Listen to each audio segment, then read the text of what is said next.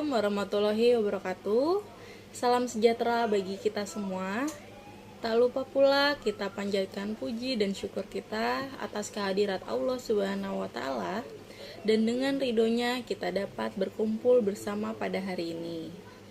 Pertama-tama, kami ucapkan terima kasih kepada Ibu Nisma selaku dosen pengampu mata kuliah Ilmu Kealaman Dasar, dan juga kepada teman-teman mahasiswa lainnya yang telah memberikan kesempatan bagi kelompok kami untuk memaparkan mengenai materi yang akan kami sampaikan hari ini. Sebelumnya, perkenalkan, nama saya Heni Aprilia Muhyanisi. Saya selaku moderator dari kelompok F yang akan membantu jalannya presentasi hari ini. Dan saya juga telah didampingi oleh rekan-rekan saya, yaitu Saudara Fadli Ramadan dan juga Saudara Lukman Setiawan. Pada hari ini, kelompok kami akan mempresentasikan serta menjelaskan secara singkat mengenai planet Bumi. Untuk mempersingkat waktu, pembahasan materi pertama mengenai pengertian bumi akan dijelaskan oleh rekan saya, Saudara Fadli Ramadan. Berikut simak videonya. Ya, terima kasih pada moderator. Saya ingin menjelaskan tentang bumi. Bumi adalah planet bagian dalam yang terbesar dan terpadat. Satu-satunya yang diketahui memiliki aktivitas geologi dan satu-satunya planet yang diketahui milik makhluk hidup. Hidrosfernya yang cair adalah khas di antara planet-planet kebumian dan juga merupakan satu-satunya planet yang bisa memiliki lempengan tektonik. Bumi tersusun dari batuan, bukan tersusun dari gas berukuran raksasa. Seperti planet Jupiter dan Bumi merupakan planet dataran yang terbesar. Keempat, dari planet-planet dataran yang ada, baik dari segi ukuran maupun masalah, Bumi merupakan planet tempat tinggal manusia serta berbagai makhluk hidup lainnya. Dalam tata surya, Bumi adalah planet ketiga dan matahari setelah Merkurius dan Venus. Gaya dan proses yang terjadi di dalam Bumi akan dapat menyebabkan terbentuknya berbagai macam bentuk muka Bumi, seperti terjadinya daratan atau benua, pegunungan dan perbukitan, cengkung, lembung, tebing, dan lainnya yang merupakan relief muka bumi. Baik, untuk presentasi selanjutnya mengenai teori pembentukan bumi akan dijelaskan oleh saya sendiri. Proses pembentukan bumi merupakan suatu peristiwa besar yang terjadi selama ribuan tahun. Hal tersebut menjadi masalah tersendiri sehingga muncullah banyak perdebatan terkait teori pembentukan bumi. Sebab awal mula pembentukan bumi tidak dapat diamati secara langsung maupun diuji oleh para ahli. Teori pembentukan bumi menjelaskan tentang asal muasal terbentuknya bumi beserta serangkaian gejala di dalamnya yang disebut sebagai teori pembentukan bumi. Teori pembentukan bumi merupakan pandangan sistematis yang berisi fenomena-fenomena terkait proses terjadinya bumi. Melalui berbagai penelitian yang dilakukan, para ilmuwan mencoba menjawab hipotesis dari pertanyaan-pertanyaan terkait pembentukan bumi. Inilah yang melatar belakangi lahirnya berbagai macam teori.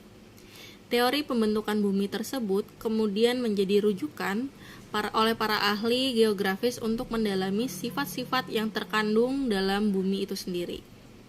Baik, selanjutnya mengenai contoh teori pembentukan bumi. Ada beberapa teori yang akan saya jelaskan.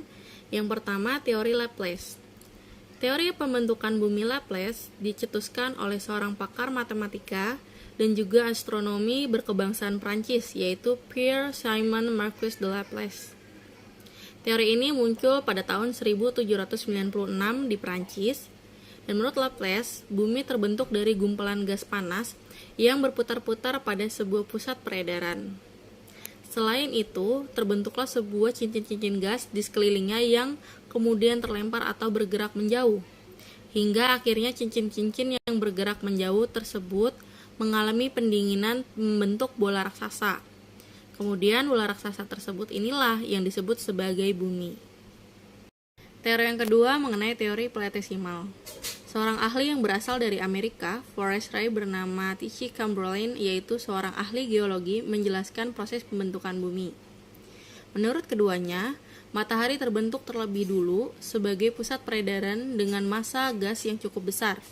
Kemudian melintaslah sebuah bintang dengan kecepatan maksimum di sekitar area matahari.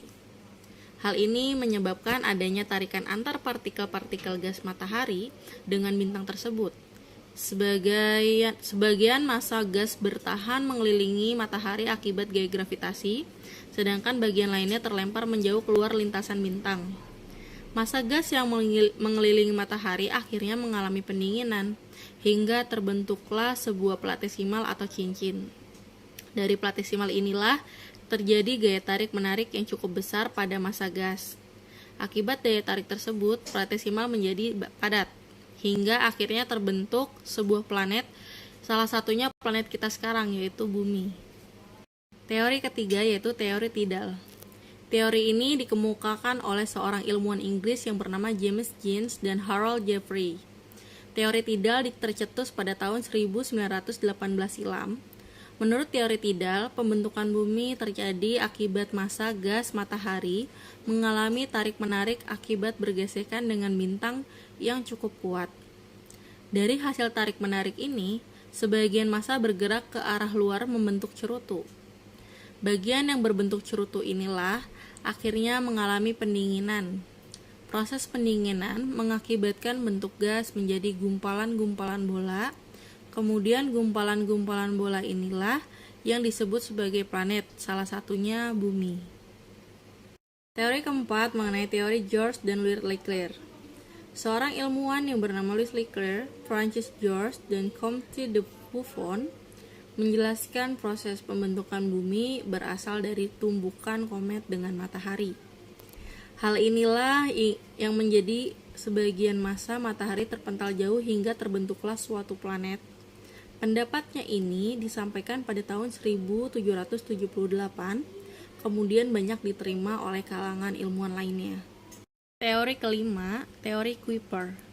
Gerald P. Kuiper dalam sebuah teori pembentukan bumi menyatakan bahwa pada awalnya terdapat nebula yang sangat besar dengan bentuk mirip piringan cakram. Adapun pusat piringan cakram tersebut disebut sebagai protomatari. Sedangkan bagian yang mengelilingi protomatari disebut sebagai protoplanet. Pusat piringan menjadi sangat panas dan berpijar, namun protoplanet mengalami gejala pendinginan hingga akhirnya menggumpal membentuk planet. Inilah asal-muasal planet bumi terbentuk. Keenam, teori Weizsäcker. Carl Friedrich von Weizsäcker merupakan seorang ahli ilmuwan astronomi yang berasal dari Jerman. Pada tahun 1940, dirinya ikut mencetuskan sebuah teori yang menyatakan bahwa awal mulanya tata surya terdiri dari matahari. Kemudian matahari tersebut dikelilingi oleh sebuah kabut gas. Kandungan dalam kabut gas merupakan unsur-unsur ringan seperti hidrogen dan juga helium. Hal ini menjadi penyebab penguapannya kabut gas tersebut karena panas matahari. Sedangkan unsur yang berat mengalami penggumpalan yang disebut dengan planet. Teori ketujuh, teori Whipple-Fredel. Seorang ahli astronomi berkebangsaan Amerika, Whipple-Fredel, menjelaskan pembentukan bumi yang berasal dari kabut serta gas aneh. Kabut dan gas ini mengandung nitrogen dan juga kosmis, berotasi dalam sebuah piringan besar. Kabut dan gas yang berotasi menyebabkan penggumpalan massa hingga menjadi padat, sedangkan gas yang ringan menguap di angkasa.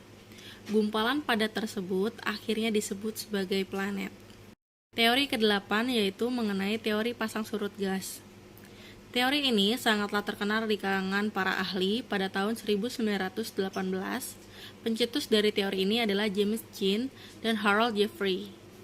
Keduanya sepakat bahwa pembentukan bumi berawal dari bintang besar yang mendekati matahari, hingga menyebabkan terjadinya pasang surut pada matahari berupa gas. Setelah terjadinya pasang surut, matahari akan mengeluarkan gelombang raksasa yang disebabkan gaya tarik bintang. Gelombang yang membentuk lidah pejar tersebut akhirnya mengalami perapatan gas hingga terpecah menjadi planet-planet. Salah satunya adalah bumi. Teori ke-9, teori ledakan besar. Setelah bermunculan banyak teori, Big Bang atau teori ledakan besar menjadi paling populer di kalangan akademis. Teori Big Bang menyatakan bahwa bumi telah terbentuk selama puluhan miliar tahun. Awalnya terdapat gumpalan kabut yang berputar pada suatu poros. Putaran pada poros tersebut membuat bagian yang ringan terlempar keluar angkasa dan membentuk sebuah piringan cakram raksasa. Hingga pada suatu waktu, cakram raksasa yang terdiri dari kabut dan gas meledak. Ledakan besar tersebut akhirnya membentuk galaksi serta nebula-nebula. Tercatat selama 4,6 miliar tahun, nebula-nebula membeku dan menjadi galaksi. Salah satunya galaksi Bima Sakti. Kemudian bagian dari galaksi tersebut mengalami kondensasi, membentuk gumpalan kecil yang dinamai dengan planet, termasuk bumi di dalamnya. Teori ke-10, teori kabut nebula. Teori pembentukan bumi menurut Immanuel Kant disebut juga dengan teori kabut nebula. Teori ini muncul sekitar tahun 1755, kemudian disempurnakan oleh Pierre de Laplace pada tahun 1796. Teori kabut nebula menjelaskan bahwa terdapat kumpulan gas bebas di luar angkasa yang disebut kabut nebula. Kemudian terjadi tarik-menarik antar gas yang membentuk kabut semakin besar dan bergerak cepat. Proses perputaran ini menyebabkan materi kabut terlempar dan terpisah, hingga akhirnya materi yang terlempar mengalami pendinginan dan penggumpalan menjadi sebuah planet. Teori terakhir, teori bintang kembar. Teori pembentukan bumi ini dicetuskan oleh seorang ahli astronomi yang bernama Raymond Arthur Littlelond. Menurut Arthur, bintang kembar merupakan bagian terkecil dari sebuah galaksi. Salah satu bintang dalam galaksi meledak sehingga banyak material yang terkandungnya terlempar. Sedangkan bintang yang lain tidak mengalami ledakan karena adanya gaya gravitasi. Oleh sebab itu, sebaran material akibat ledakan bintang salah satunya mengelilingi bintang yang tidak meledak. Bintang yang tidak meledak ini dikenal sebagai matahari. Yang lainnya dalam pembentuk pecahan akibat ledakan dikenal sebagai planet. Salah satunya adalah bumi. Baik, untuk selanjutnya mengenai struktur lapisan bumi dan juga pembentukan benua dan samudra akan dijelaskan oleh rekan saya yaitu Saudara Lukman Setiawan. Berikut simak videonya. Saya ingin menjelaskan susunan lapisan bumi. Atmosfer. 1. Selimut gas di mana semakin ke atas bumi semakin tipis udara. 2. Troposfer adalah bagian yang terdekat dengan bumi. Hidrosfer. 1. Semua bentuk air yang ada di muka bumi. 2. Bumi memiliki cadangan air 72% dari luar bumi.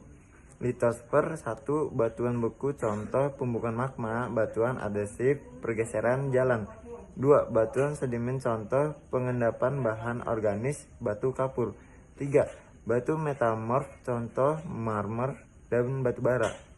Rotasi dan revolusi bumi. 1. Rotasi bumi adalah perputaran bumi pada porosnya. 2. Revolusi bumi adalah perputaran bumi pada porosnya. Cuaca, angin, dan kelembapan udara. 1. Unsur cuaca berupa matahari, bumi, atmosfer, bumi, dan sebagainya. 2. Angin berasal dari udara yang bergerak. 3. Ketika udara memiliki kelembapan sekitar 80%. Benua dan samudra. Terbentuknya benua, bumi pada awalnya hanya terdapat suatu benua yang sangatlah besar, Pangea, serta satu lautan yang sangat luas, Pantai Lesea. Pangea tersebut kemudian terpecah menjadi benua, lalu pecahan benua tersebut bergeser ke arah barat, disebabkan gerakan rotasi bumi yang sentrifugal. Benua terbentuk dari hasil pecahan Pangea menjadi Laurasia dan Gondwana.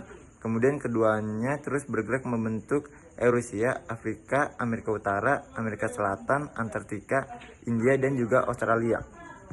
Terbentuknya samudra. Terbentuknya samudra di bumi diperkirakan terjadi sekitar 4,4 miliar tahun yang lalu.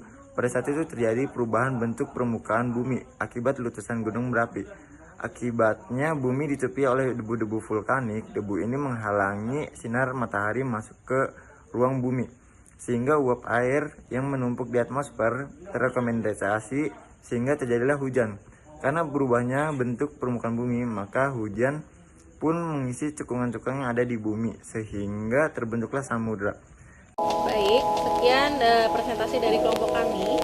Apabila dalam penyampaian kami ada kekurangan, mohon dimaafkan yang sebesar-besarnya. Sekian dari kelompok